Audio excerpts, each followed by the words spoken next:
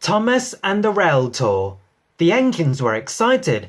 There were to be some special rail tours to the seaside, and no one knew which engine would be chosen to pull them, observed Mallard.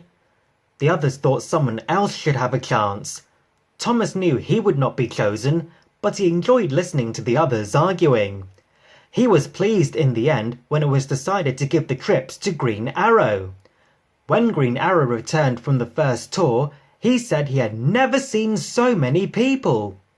Soon there was talk of putting on extra trains, but this was not possible, they said.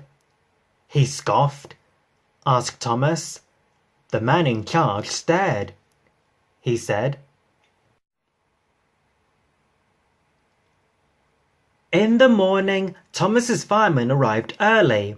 Thomas's fire was lit, and while the warmth crept through his boiler, the fireman made sure all his moving parts were well oiled. Behind, Green Arrow was being prepared too, and when they were both ready, they set off to find their coaches. The station platform was jammed with an admiring crowd, which didn't seem to get any smaller even after a trainload of people were in their seats. Thomas was coupled in front. He was pleased. He liked to see where he was going.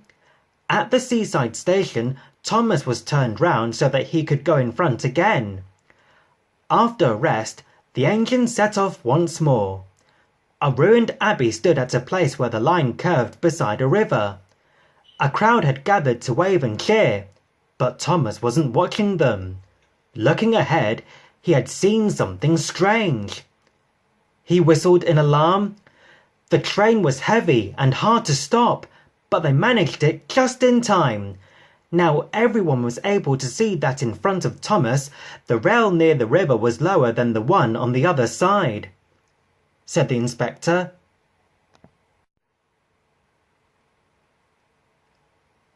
Buses came for the passengers, but it was late before the men decided it would be safe to use the other track.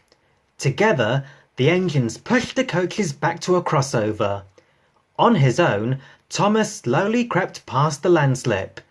Then, very carefully, Green Arrow pulled the empty coaches by, and together they brought the train back to York.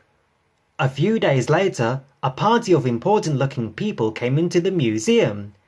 One was the man in charge, and behind him was the Fat Controller, thought Thomas. But the Fat Controller was smiling. The man in charge held up his hand for silence, said the man in charge. The noise nearly raised the roof, smiled the Fat Controller.